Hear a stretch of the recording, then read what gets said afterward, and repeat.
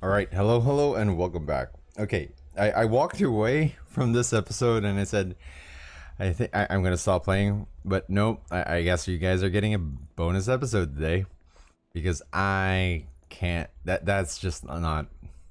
Mmm, that's not sitting right with me. Completely unfair. How terrible is that in terms of blowing a tire just when you found a great car? So here's what we're gonna do. We are going to go back and try to recover that police car because the game is not better than me in that sense. Don't take away that police car from me. I'm gonna leave at a risky time by checking the window first, just a little bit. I know I took a little bit of a nap, and there is a good chance that there are zombies hanging around. But that's okay, because if anything, I want that car now. It's You can't take that car away from me anymore. If anything, I am attached, and I am now going to aggressively go after it. It's on, game. It's on. May have given me a lot of luck, but I'm not gonna have it. Let's get that key, put it back into our key ring. Oh, by the way, keys weigh nothing, and if you don't want to accidentally drop it, you can actually just put it into your character's key ring, and you're generally gonna be good. This takes some fuel because if ever I know I don't need it, but I did end up using up all of my gas tank's fuel and burning that last zombie. I do have a Molotov. That's fine. Ooh, I hear sounds of aggressive zombies. But this time around, I have crafted spears because I want that car back.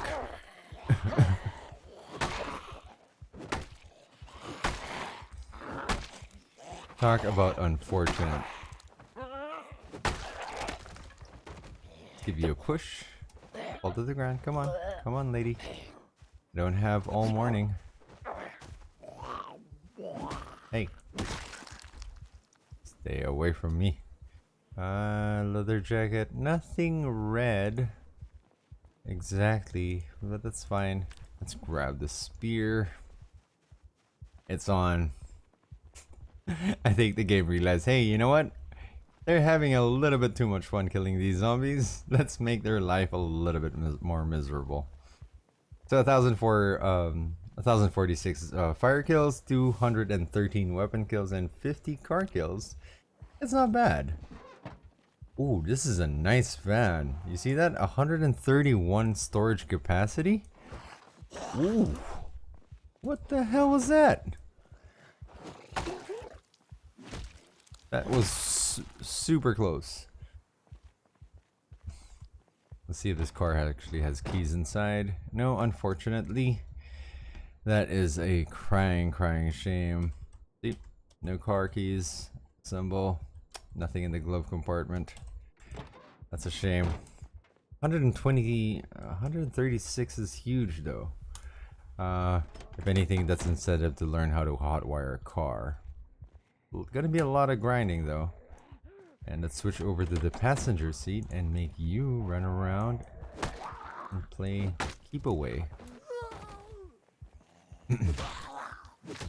Now there is that chance for me breaking that spear. That's the reason why I prefer to stomp, not lose that durability.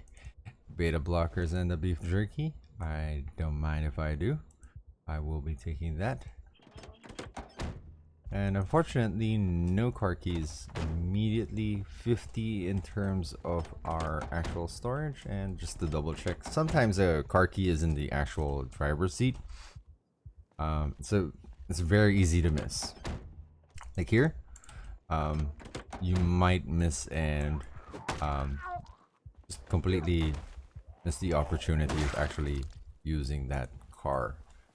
I'm not sure if there's a chance, like in the house keys, wherein if you kill a zombie nearby another car, it gives you the chance to what's the term? Spawn a actual vehicle key. Kind of worth experimenting on though. Ooh. So fragile.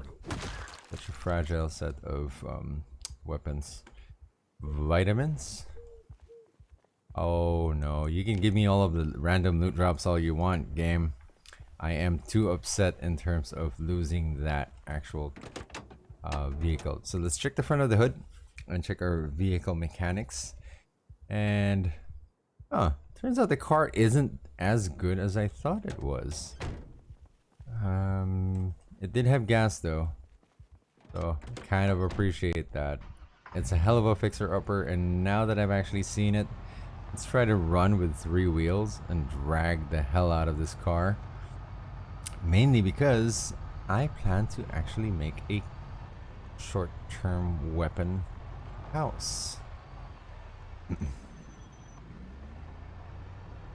What do I mean by making a short-term weapon house? We're gonna do something a little bit sneaky. Now it's a fairly common practice to be able to kill zombies with fire. I mean, I've made that so clear in terms of our playthrough. But what I am going to do is I'm going to use the police siren to attract all the zombies nearby. I thought that was a spear, and that was an accident, completely unintentional. And what we're going to be doing is something a little bit on the sneaky side. It takes a fair bit of setup, but fortunately we're kind of near certain areas that we want to be. The gas station is here. Oh, I just need to get my bearings. And we are going to attract more Zeds to our area, but before that, I'm gonna grab myself some books, because today is going to be an episode of talking and actual planning for our base operations. In the meantime, we also plan to wipe out a good amount of these zombies to teach the game a lesson of you can't just give me a car and take it away like that. So we are gonna reload right here, and of course we are going to make our way towards, well, not that particular bookstore. I want to move closer to our base of operations. I mean, I still haven't looted a whole bunch of different places. I haven't even looted Spiffos. So we're gonna grab some books, kind of to make the most of our time. Sneak into here, and that's why are you all just being aggressive? Like, what's up with that?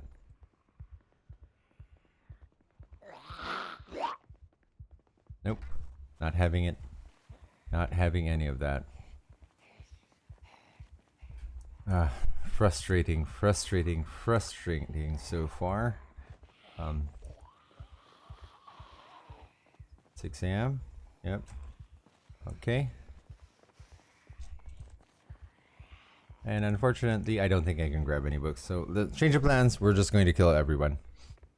Now, if you notice, I'm running, and yes, I did say that you don't have to run. It will make you more exhausted than you need to, but this situation is a little bit different, mainly because I'm going to be playing a lot more aggressively in terms of our attempt to wipe out the zombie population. So the zombie campfire kit, right? It's very useful. It's great and all, but it kind of sucks in the sense that you got to keep walking, right? It's very tiring. It's very tiring. It's very tiring. But another method, which I kind of consider cheesy, and I honestly hope that the devs change it, because it's sort of fun, but at the same time, not really. Let's burn this corpse, get some distance, and hopefully catch these guys on fire.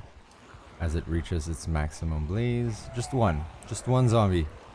There you go. We are happy with that. This light fog is kind of terrifying. So let's lure these guys around. If anything, we are going to be doing something a little bit more on the reckless side, but at the same time, kind of breaking in terms of a game abuse. Because we are purposely going to attract all the zombies, and we are going to trap ourselves in a car. And the reason being is, if you trap yourself in this car right here, right, and you switch over to the driver's seat, the only way that a zombie can actually reach you is if they get through the driver's side. If you notice, they're kind of stuck and they can't move forward. Now, I do have some zombies on fire, but they're going to keep attacking and completely ruin this police vehicle. But if you press V, it'll give you all of these vehicle options. Turn on the light bar and turn on the siren. Now, I only will use it in short bursts, mainly because it's really annoying to listen to. And we will turn on the light from time to time, switch on the different kinds of alarms, because we are trying to attract all the different zombies. Car alarms, I believe, will cause a massive amount of zombies to be attracted to you, because its range audibly is incredibly far, right? So we stopped last episode, or half the episode, at 1,300, and if you're doing this, you are going to be calling zombies in mass of maybe about upwards of about 200, 300 at a time. So turning it on and turning it off actually reduces the chance of getting your sirens destroyed. If it's constantly on, you are going to waste your battery, and it's actually going to give the zombies a chance of actually destroying it. However, the seal is a little bit stingy and wants to kill the zombies in mass. We're fortunately in the middle of the city, in an empty parking lot. So even if all of the other zombies catch on fire, and because they're attracted to this particular police car, they're just going to stand around and eventually spread the fire towards each other after a certain amount of time. Now, granted, there is a more effective way to do this. Normally, you'd want to set up a campfire, but to demonstrate the fact that I've just kind of headed with this actual police car, and I'm not taking the last episode too lightly, because it is just unfair that we lost that tire like that. We are going to be doing a little bit of zombie killing by turning this on and off from time to time. And we are going to come back to this later on. But in the meantime, I think this is the first time that I'm going to edit a live video, because this is going to take a fair amount of time. So, if you don't mind, I'm just going to fast forward this recording, and we'll come back when all of the zombies that are in the immediate area have been actually burned down to a crisp. Alright, until then, I will see you in a bit.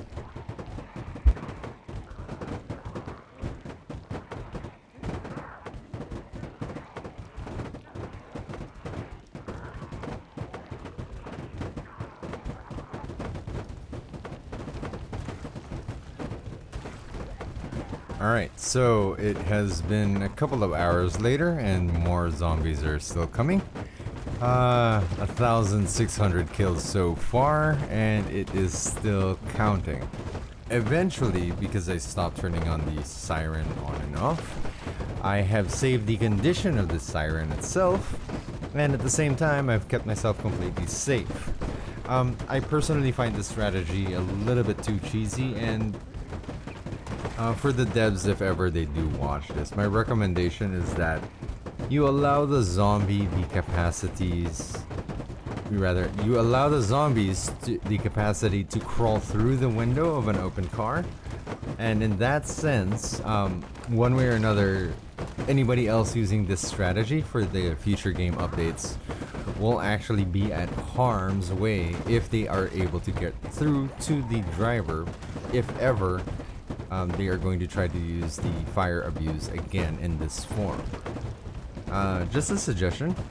And if you noticed while I was fast forwarding, or at least I was skipping through, there is space in your glove compartment, and I do have a fair amount of space here. If I'm tapping F4, F5, F6, you're not going to be able to fast forward because the game is registering that you are in danger. So I'm going to continue this on and see how many I would get at the end of the day. Eventually, they will run out of zombies that have been attracted to the general location. But the next time that we do use this strategy to clear the overall zombie population in this area, we're going to refine this trick a little bit more so that we can min-max it. So I'm going to skip forward in time by pausing the recording and just give you an update when we are done. Okay, so it's now 4 p.m. A majority of the zombies have been killed, and we have 1,813 kills. Now I'm getting a little bit bored watching this, so if ever that you do want to be able to get past this area and you don't really want to wait for them to actually clear or completely die off, as you notice, there are certain zombies here that have not caught on fire yet. Eventually, if they do, if the zombies if the zombies in front of your car are now actually going to die, these zombies at the back will try to take their place. But another way to get out of this is actually to start your car. Hopefully you can start, and you can actually start. Don't panic. Just give it a little bit of a push, and you can move your car a little bit and cause a disturbance. That way you can shuffle them up with your car moving, and you can kill the engine again so that you don't end up harming your entire vehicle. Now there are more zombies coming in, and that's a little bit risky, but that's okay. If anything, we're going to end up with more and more zombie kills. The revenge in our efforts. So I'm going to pause this recording in just a little bit more and skip forward in terms of time, and we'll see how it is in terms of the end of the day, because that will actually be able to let us summarize how many we can actually kill by the end of day 7. Alright, I will see you then, and hold on, I'll be right back. Alright, let's move our car a little bit forward, just a skosh, and adjust our vehicle just a little bit more.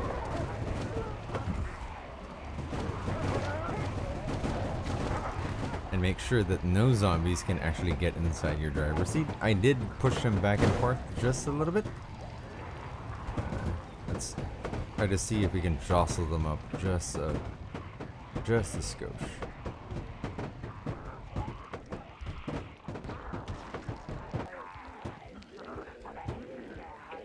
Alright, it's now midnight of our actual game, and we now have a total number of kills of 1,909, including this little stubborn guy.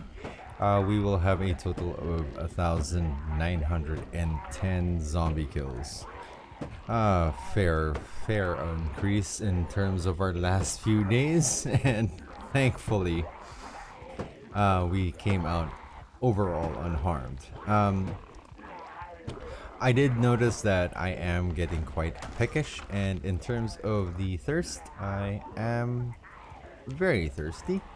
And just as a last note on this, you don't really want to step out of the car while the zombies are burning, because it's still not safe for you to actually step out at that point. If you do step out, there is a chance for you to catch fire. So thankfully, our entire zombie horde that was attacking us is now completely neutralized. So to call it off, and rather to call it a day, Let's head back to our temporary base of operations for 3 reasons. Number one, we now have a hammer and nail, so let's craft a bunch of sheet ropes. And we will be able to lay out some emergency exits on these sides in the meantime. And either way, we have finally got a little bit of satisfaction in getting our revenge because it is day 6 and 15 hours in. And hopefully we can continue on to day 7 and reach a higher kill count in our overall progress. Right there, you can actually see that this is a great example of why the shotgun can be used as a weapon and the TV is a invincible barricade towards zombies because they can no longer path towards you. So let's settle down, take our victory of 1,910 kills on day 6. And on the next episode, I think in terms of our series, we're gonna face the helicopter event. With that, and hopefully we can catch it on the emergency broadcast system and see what time it'll actually arrive. And until then, you guys stay safe. I finally got my revenge on this half episode, and hopefully I'll catch you next time. Until then, bye bye.